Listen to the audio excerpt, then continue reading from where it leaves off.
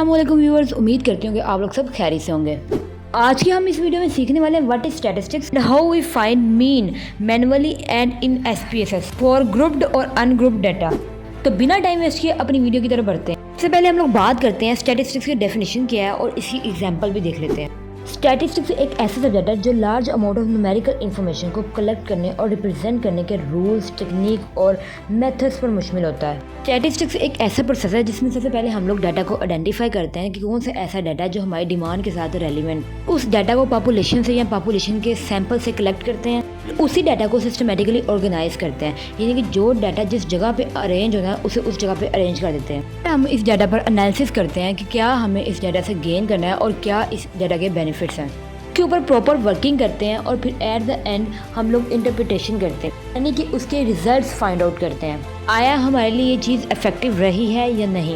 At the end हम उन results को प्रेजेंट करते हैं। इन शॉर्ट आप ये भी कह सकते हैं कि स्टैटिस्टिक्स एक ऐसा प्रोसेस है जो रिजल्ट्स की बेस पर डिसीजन बनाने में हेल्प आउट करता है। इस बात को हम लोग एक एग्जाम्पल के थ्रू समझने की कोशिश करते हैं। सपोज हमारे पास 5 मैथ के सेक्शंस हैं। हमने इन क्लासेस के तमाम स्टूडेंट के लास्ट टर्म के स्कोर्स की एवरेज को फाइंड आउट करना है। बजाय इसी के हम हर क्लास के स्टूडेंट्स के अलग अलग से स्कोर जानने, हम इसमें से एक क्लास को एज अ सैम्पल चूज़ कर लेते हैं। फिर उस पर एनालिसिस करके जो उसके स्कोर्स बनते हैं वही स्कोर एवरेज स्कोर होते हैं, उसी को स्टैटिस्टिक्स कहते हैं और वही रिप्रेजेंट करते हैं बाकी 4 क्लासेस को भी। अगर उन स्टूडेंट्स के रिजल्ट 50% आते हैं तो इसका मतलब ये है कि बाकी 4 क्लासेस के भी स्टूडेंट के जो एवरेज रिजल्ट हैं वो 50% ही हैं। यही स्टैटिस्टिक्स की एग्जांपल है कि हम लोग सैंपल्स पर टेस्टिंग करके उनके रिजल्ट से पॉपुलेशन पर इफेक्टिवनेस के रिजल्ट्स निकाल लेते हैं। अब हम लोग बात करते हैं मीन की, कि मीन क्या होता है और इसे किस तरह से अनग्रुप्ड डाटा के लिए फाइंड किया जाता है और ग्रुप्ड डाटा के लिए फाइंड किया जाता है। मीन बेसिकली गिवन नंबर्स की, गिवन इंफॉर्मेशन की, गिवन डाटा की एवरेज होती है जो कि तमाम ऑब्जर्वेशंस को सम करके और टोटल नंबर ऑफ ऑब्जर्वेशन में डिवाइड करने के बाद हासिल की जाती है। चलें अब मीन को मैन्युअली फाइंड आउट करने का तरीका देखते हैं। सबसे पहले हम लोग अनग्रुप्ड डाटा के लिए मीन को फाइंड आउट करेंगे। अनग्रुप्ड डाटा की निशानी ये होती है कि ये किसी भी स्टैटिकल प्रोसेस से नहीं गुजरा हुआ होता, ना ही ये अरेंज होता है, ना ही इसी कोई फ्रीक्वेंसी होती है।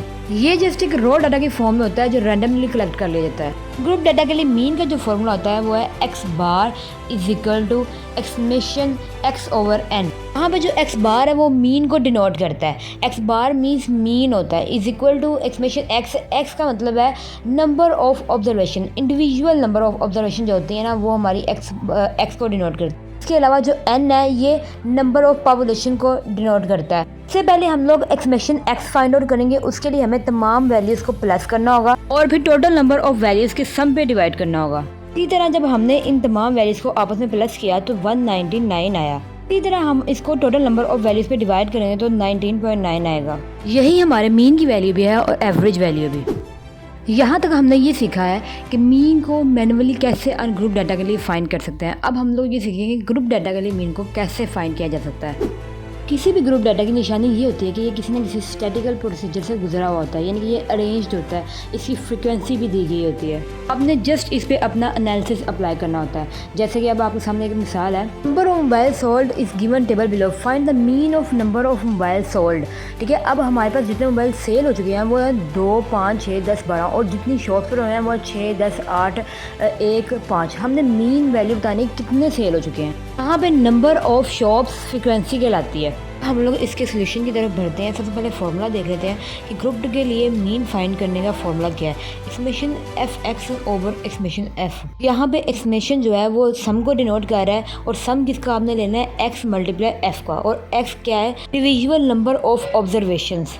जैसे कि आप देख रहे हैं 2, 5, 6, 10 और 12। इसी तरह इन सब इंडिविजुअल नंबर को आपने नीचे f के साथ मल्टीप्लाई करना और एंड भी आपने डिवाइड कर देना है एक्समेशन f से। जैसे कि आप देख सकते हैं यहाँ पे x1 2 से डिनोट किया जाता है, f1 6 से डिनोट किया जा रहा है। इसी तरह इसको जब मल्टीप्लाई किया तो 2 मल्टीप्लाई 6 हुआ तो 2 मल्टीप्लाई 6 12 हो गया। इसी तरह बाकी सबको भी हमने मल्टीप्लाई करके आंसर निकाल लिया और उनको आपस में प्लस कर लिया। को प्लस करने के बाद हमारे पास 180 आंसर आया और 180 ओवर 30 किया तो हमारे पास 6 आंसर आया।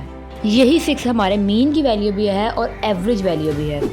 उम्मीद करती हूँ कि यहाँ तक आपको अच्छे से अनग्रुप डाटा और ग्रुप डाटा के लिए मीन को कैसे फाइंड आउट करना है उसकी समझ आई होगी। इसी तरह अब हम लोग ये जानेंगे कि मीन को कैसे इन एसपीएसएस फाइंड आउट कर सकते हैं, ग्रुप डाटा के लिए भी और अनग्रुप डाटा के लिए भी। तो अपने नेक्स्ट स्टेप की तरफ बढ़ने से पहले हम लोग ये जान लेते हैं कि SPSS होता क्या है और इसको किस पर्पज़ के लिए यूज़ किया जाता है। वर्ड SPSS की एब्रिविएशन है statistical package for social sciences. SPSS एक ऐसा सॉफ्टवेयर है जो स्टैटिकल डाटा को एनालिसिस करने के लिए यूज़ किया जाता है। ये आमतौर पर हेल्थ केयर, मार्केटिंग और एजुकेशनल रिसर्च के लिए यूज़ किया जाता है। अगर इसके बेनिफिट्स की बात करें तो सबसे पहला जो बेनिफिट है वो ये है कि ये एक रिलायबल सॉफ्टवेयर है जो बहुत फास्ट आंसर देता है। ये इफेक्टिवली डाटा को मैनेज करने में हेल्प करता है। हमें कोई ज़्यादा एफर्ट की ज़रूरत नहीं होती है। क्वालिटेटिव और क्वांटिटेटिव दोनों किस्म के डाटा के लिए यूजफुल होता है। SPSS में एरर के चांसेस बहुत कम होते हैं। SPSS डाटा को एनालिसिस करने के लिए एक बहुत आसान सा टूल है। अब हम आगे बढ़ते हैं और इसका इंटरफेस देख लेते हैं। SPSS का इंटरफेस कुछ इस तरह से होता है। इसमें दो व्यू होते हैं, एक डाटा व्यू होता है, एक वेरिएबल व्यू होता है। वेरिएबल व्यू में हम लोग अपने डिफरेंट वेरिएबल्स को ऐड करते हैं जिन पर हमने वर्कआउट करना होता है। वेरिएबल व्यूज की कुछ कैटेगरीज होती हैं जिसमें सबसे पहले जो है वो नेम की है। नेम में हम लोग यूनिक आइडेंटिटी को ऐड करते हैं जो कि आपके डाटा को रिप्रेजेंट कर रही है। लाइक आप नेम ऐड कर देते हैं, एडल्ट स्टेटस, क्वालिफिकेशन, जेंडर, ये तमाम वेरिएबल आप ऐड कर देते हैं जो कि आपके डाटा को रिप्रेजेंट कर रहे होते हैं। एक बात यहाँ पे याद रखने वाली ये है कि जो भी आप वेरिएबल ऐड कर रहे हैं उस पर स्पेस आप नहीं ऐड करेंगे। अगर स्पेस ऐड करेंगे तो ये उसको एक्सेप्ट नहीं करेगा। दूसरी ऑप्शन यहाँ पे टाइप किया है। जिस भी टाइप का डाटा आपने एंटर करना होता है ये उस चीज़ को डिफरेंशिएट करती है। लाइक अगर आपका डाटा न्यूमेरिक फॉर्म में तो आप न्यूमेरिक को प्रेस करेंगे। अगर आपका डाटा अल्फ़ाबेटिक फॉर्म में तो आप स्ट्रिंग को प्रेस करेंगे। इसी तरह डॉट को, कॉमास को, जिस भी टाइप का आपका डाटा उस टाइप को सिलेक्ट कर लेंगे। तीसरी कैटेगरी यहाँ पे विड्थ की है। विड्थ आपके कैरेक्टर की लेंथ को मैनेज करती है। सपोज आपके कैरेक्टर्स 8 से ज़्यादा हैं तो आप यहाँ पे लेंथ को बढ़ा देंगे। चौथी कैटेगरी यहाँ पे डेसिमल्स की है जो कि ये बताती है कि पॉइंट के बाद आपको कितने डिजिट तक आंसर चाहिए, लेकिन आप हमेशा इसको 0 ही रखें। पांचवी कैटेगरी यहाँ पे लेबल की है जिसमें आपको स्पेशल वर्ड ऐड कर सकते हैं। जैसे कि आप ग्रुपिंग में डाटा तो आप मेल या फीमेल से इसको डिनोट करके लेबल कर सकते हैं। के बाद आपको वैल्यूज़, मिसिंग, कॉलम और अलाइन इन सबको चेंज करने की ज़रूरत नहीं पड़ती है। अगली कैटेगरी यहाँ पे मेजर्स किया है। अगर आपका डाटा न्यूमेरिक फॉर्म है तो आप स्केल पर मेजर करेंगे। अगर आपका डाटा ग्राफिकल फॉर्म है तो आप ऑर्डिनल पर मेजर करेंगे। अगर आपका डाटा अल्फ़ाबेटिक फॉर्म है तो आप नॉमिनल पर मेजर करेंगे। अब हम यहाँ पर अपना वेरिएबल बनाएंगे क्योंकि अभी हम लोग यहाँ पे अनग्रुप डाटा के लिए काम कर रहे हैं तो हम लोग सिंगल वेरिएबल क्रिएट करेंगे जो कि डाटा के नाम से है। आप कोई भी नाम क्रिएट कर सकते हैं, लाइक XYZ कोई भी लिख सकते हैं नाम। तो हम एक क्वेश्चन ले लेते हैं जिसमें हम मीन फाइंड करेंगे SPSS पे अनग्रुप डाटा के लिए। ये रहा हमारा क्वेश्चन। अब इसकी वैल्यूज़ को ऐड करते हैं 15, 25, 18, 15, 20, 25, 18, 18, 20, 25। मीन को फाइंड आउट करने के स्टेप्स देख लेते हैं। याद रहे कि ये अनग्रुप डाटा के लिए है। अब सबसे पहले आपने एनालाइज में जाना है। इसके बाद आपने डिस्क्रिप्टिव स्टैटिस्टिक्स को प्रेस करना है और फ्रीक्वेंसीज को प्रेस करना है। फिर आपने अपने वेरिएबल को जिस भी नेम से वेरिएबल्स में मूव करवा देना है। इसके बाद आपने स्टैटिस्टिक्स को प्रेस करना है और यहाँ से मीन को सिलेक्ट कर देना है और कंटिन्यू करना है। यहाँ पर अगर आपको फ्रीक्वेंसी स्टेबल रिक्वायर्ड होगा तो उसे चेक कर दें, अदरवाइज उसको अनचेक ही रखना है और ओके कर देना है। रिजल्ट्स आपके सामने अपीयर हो जाएंगे। 19.90 आंसर है, यही आपका मीन है। इसके बाद अब हम लोग ग्रुप डाटा के लिए मीन को फाइंड आउट करेंगे SPSS पे। चलें फिर उसके भी स्टेप्स देख लेते हैं। यहाँ पर हमारे पास ग्रुप डाटा के मीन को फाइंड आउट करने के लिए एक सवाल है। इसमें हमें रेंज दी गई है और फ्रीक्वेंसी दी गई है। रेंज को दो कैटेगरी में डिवाइड कर लेंगे, एक लोअर क्लास लिमिट में और एक अपर क्लास लिमिट में। और यहाँ वेरिएबल व्यू में दो वेरिएबल क्रिएट कर लेंगे, एक LCL का लोअर क्लास लिमिट और UCL अपर क्लास लिमिट। ये स्केल पर मेजर करेंगे और डेसिमल 0 रखेंगे। हम डाटा व्यू में आकर डाटा को एंटर करेंगे। लोअर क्लास लिमिट में हम 1, 11, 21, 31 और 41 ऐड करेंगे और अपर क्लास लिमिट में हम 10, 20, 30, 40 और 50 ऐड करेंगे। वेरिएबल व्यू में हम एक और वेरिएबल फ्रीक्वेंसी का ऐड करेंगे। फिर डाटा व्यू में आकर फ्रीक्वेंसी का डाटा ऐड करेंगे। इसके बाद अब हम लोग F के वेट केसेस बनाएंगे। इसके लिए हम लोग डाटा पे जाएंगे और वेट केसेस को प्रेस करेंगे। यहाँ पर हम वेट केसेस बाय के ऑप्शन को सेलेक्ट करेंगे और F को मूव करवा के ओके कर देंगे। इसके बाद अब हम लोग ट्रांसफॉर्म में जाएंगे और यहाँ पे कंप्यूट वेरिएबल करेंगे। टारगेट वेरिएबल में हम लोग X लिख देंगे। इसके बाद हम लोग फंक्शन ग्रुप से ऑल को प्रेस करेंगे और वहाँ पे सारे फॉर्मूला आपको मिल जाएंगे। नीचे आएंगे फंक्शन एंड स्पेशल वेरिएबल में, वहाँ से मीन को सिलेक्ट करेंगे और ऊपर को मूव करवा देंगे। इसके बाद यहाँ पे हम LCL को पहले मूव करवाएंगे, फिर UCL को मूव करवाएंगे और फिर ओके कर देंगे।